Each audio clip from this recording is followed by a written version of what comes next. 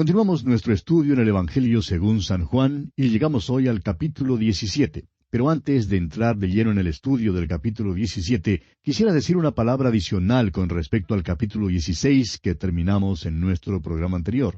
Dijimos al final de nuestra audición anterior que Jesucristo fue hecho pecado por nosotros. Y hubo una rasgadura de la deidad, así como también la rasgadura del velo del templo. Sin embargo, en aquel mismo momento, Dios estaba en Cristo reconciliando consigo al mundo. Este es un misterio que la mente humana no puede comprender. No tenemos, amigo oyente, la suficiente inteligencia como para comprender la redención que Él hizo en la cruz. No es extraño que Dios envolviera la cruz en el manto de la noche como si dijera, nunca le será posible entrar en lo que tiene lugar aquí. Creemos que por todas las edades sin fin de la eternidad, usted y yo, amigo oyente, estaremos continuamente comprendiendo algo nuevo y maravilloso en cuanto a la muerte del Señor Jesús por nosotros. Y esto hará que lleguemos a su presencia y nos arrodillemos de nuevo delante de Él. Luego note usted que menciona en el versículo 33, la paz. Termina con la paz. El Hijo de Dios, amigo oyente, puede conocer la paz en esta vida porque la paz se halla en Cristo. Y no en otro lugar. Usted no hallará la paz en una iglesia. No encontrará la paz en el servicio cristiano. La paz, amigo oyente, se encuentra únicamente en la persona de Cristo Jesús. Luego el Señor advierte, en el mundo tendréis aflicción. Nuestro Señor lo expresó claramente. No hay paz en el mundo sino dificultades. Cristo tenía razón, ¿verdad? Pero Él ha vencido al mundo, y la victoria de Él es nuestra victoria. Oímos hablar tanto hoy en día acerca de la vida victoriosa. El único que siempre, en todo momento, vivió una vida verdadera y completamente victoriosa fue el Señor Jesucristo. A usted y a mí, amigo oyente, nos es prácticamente imposible vivirla. Podemos dejar que Él la viva en nosotros. Solo cuando usted y yo aprendamos a identificarnos con Él y lleguemos a tener una relación íntima con Él, entonces comenzaremos a experimentar la paz de Dios en nuestros corazones. Entonces confiaremos verdaderamente. Hay dificultad en el mundo, pero en nuestras vidas habrá gozo, paz y gozo. ¿Y cuán importantes son? Estas cosas, dice el Señor, os he hablado para que en mí tengáis paz. En el mundo tendréis aflicción, pero confiad, yo he vencido al mundo. Y con esta nota de victoria dejamos el capítulo 16 de San Juan y entramos ahora sí al capítulo 17. Ahora este capítulo 17 comienza con las palabras, estas cosas habló Jesús. ¿Cuáles son estas cosas? Bueno, las cosas que hemos leído ya en los capítulos 13, 14, 15 y 16. Él deja ahora de hablar a los discípulos y habla al Padre. Ahora es verdad que aunque habla al Padre en este capítulo 17, le habla para beneficio de los discípulos y para el beneficio nuestro hoy en día.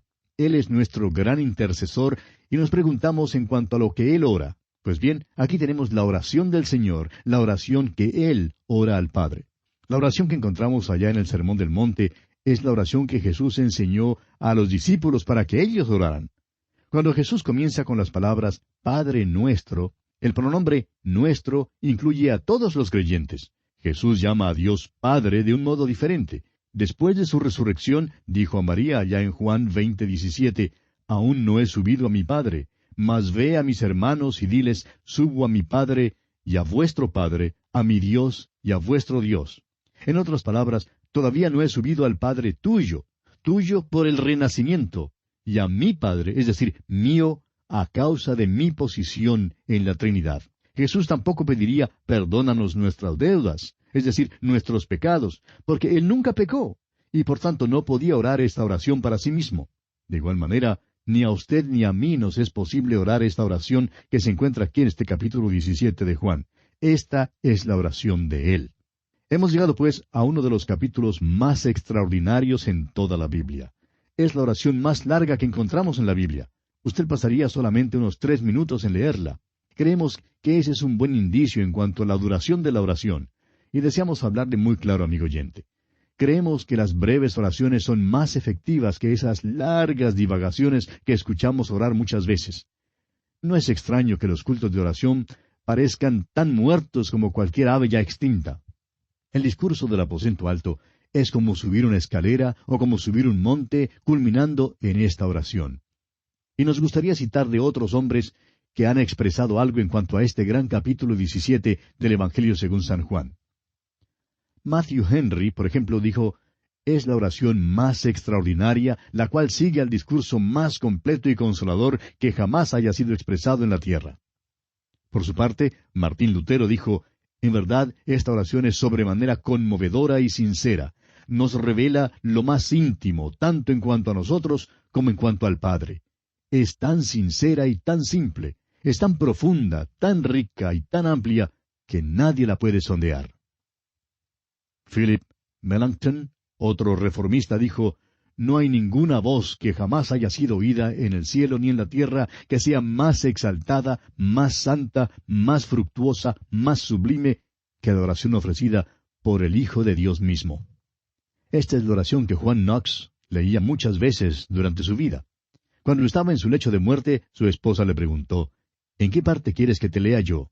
Él contestó: lee por allí en el capítulo 17 del Evangelio de Juan. Hay muchos más que han leído esta porción muchas veces.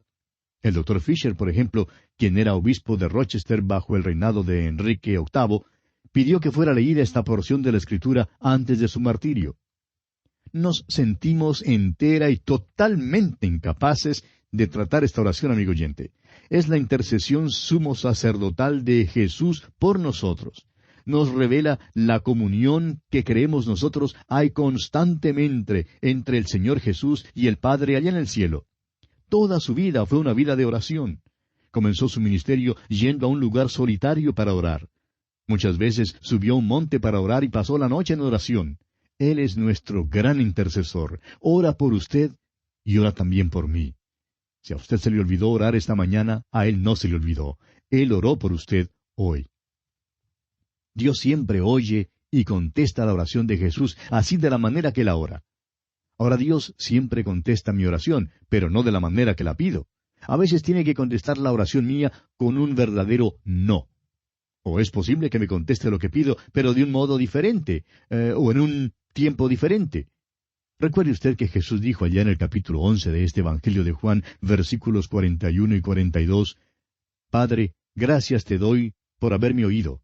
Yo sabía que siempre me oyes, pero lo dije por causa de la multitud que está alrededor, para que crean que tú me has enviado. Bien, consideremos ahora algunos aspectos en esta oración. En primer lugar, Jesús ora por sí mismo. Permítanos señalar, amigo oyente, que no es ajeno a la tarea de uno, ni aun una marca de egoísmo orar por uno mismo. Creemos que cuando usted y yo nos acercamos a Dios en oración, necesitamos conciliarnos, necesitamos sintonizar al cielo, por así decirlo. Cada instrumento tiene que ser afinado antes de que se toque, y antes de que usted y yo, amigo oyente, comencemos a orar por otros, necesitamos orar por nosotros mismos.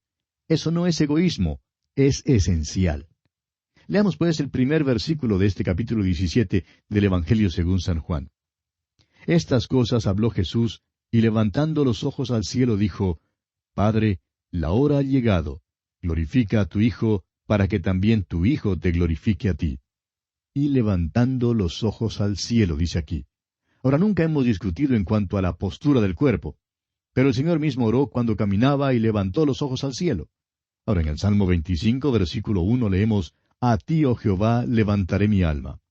En el Salmo 123, versículo 1, leemos, A ti alcé mis ojos, a ti que habitas en los cielos. Y en el Salmo 121, versículos 1 y 2, encontramos también estas palabras, Alzaré mis ojos a los montes. ¿De dónde vendrá mi socorro? Mi socorro viene de Jehová, que hizo los cielos y la tierra. Suponemos que hemos dicho 1000 veces, vamos a inclinar nuestras cabezas en oración. Pero creemos que sería más en conformidad con lo que es la oración en verdad, si levantáramos los ojos al cielo cuando oramos. Y creemos que cuando nuestro Señor elevó esta oración, caminaba con los ojos abiertos y levantó los ojos al cielo. Ahora es posible orar mientras uno camina o aun mientras uno maneja en una autopista. La oración de un creyente, amigo oyente, es la comunión con Dios de una manera informal.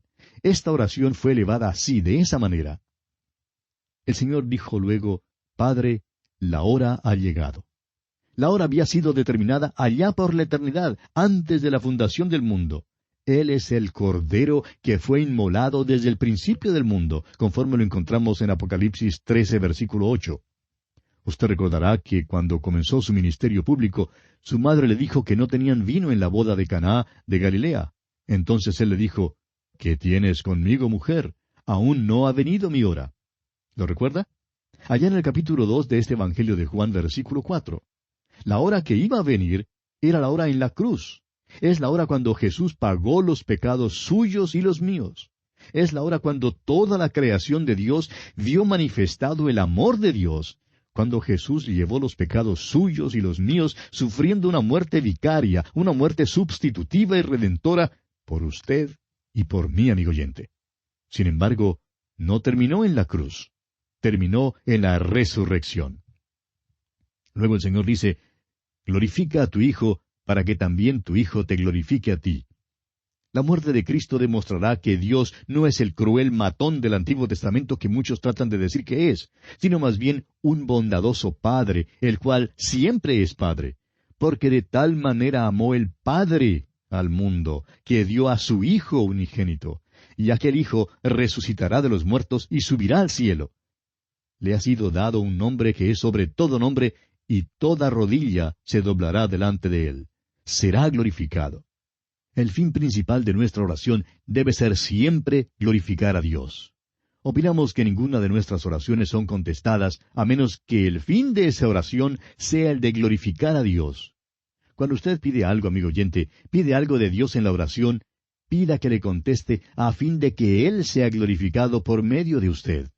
Hay maravillosas lecciones aquí para nosotros. Es por eso que el Señor oró a fin de que sus discípulos le pudieran escuchar. Ellos debían aprender de Él.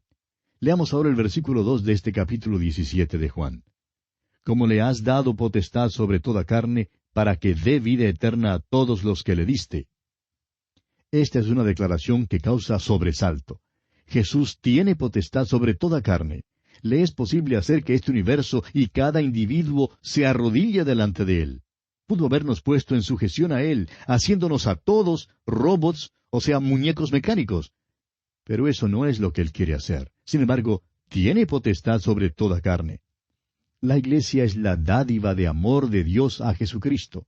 Por tanto, lo que Él quiere hacer es dar vida eterna, como Él dice, a todos los que le diste.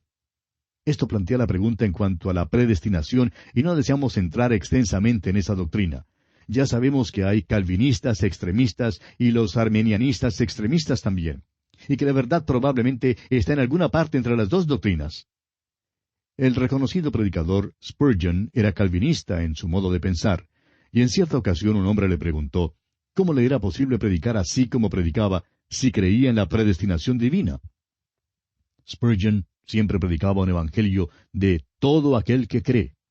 Spurgeon le dio esta contestación bastante singular a esta persona.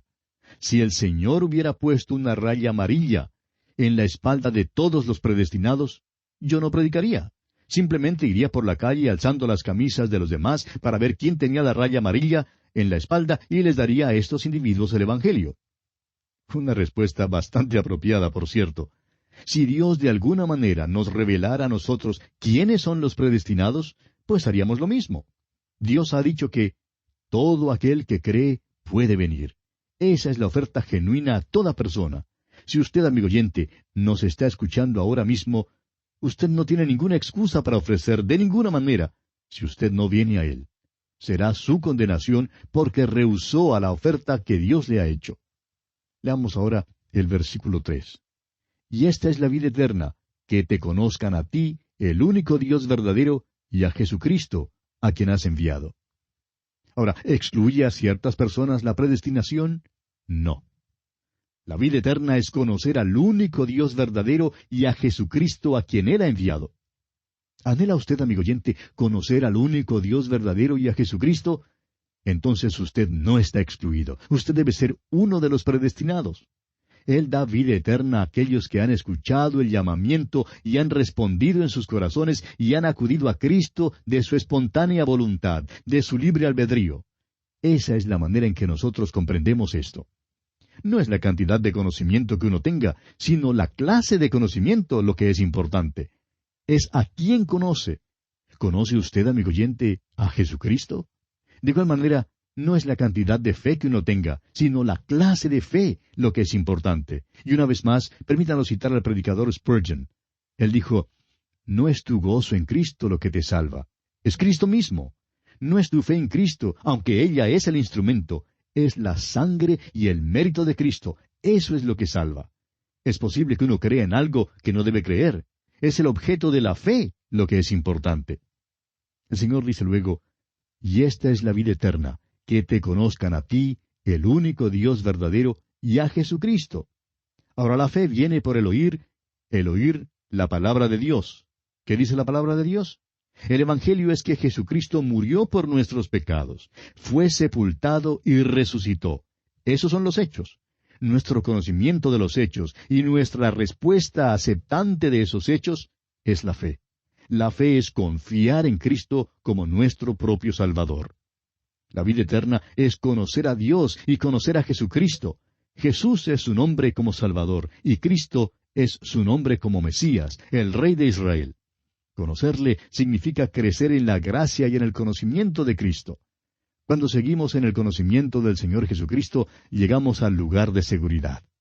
Cualquiera que no tenga la seguridad de su salvación, o bien no es salvo, o simplemente es un bebé en Cristo.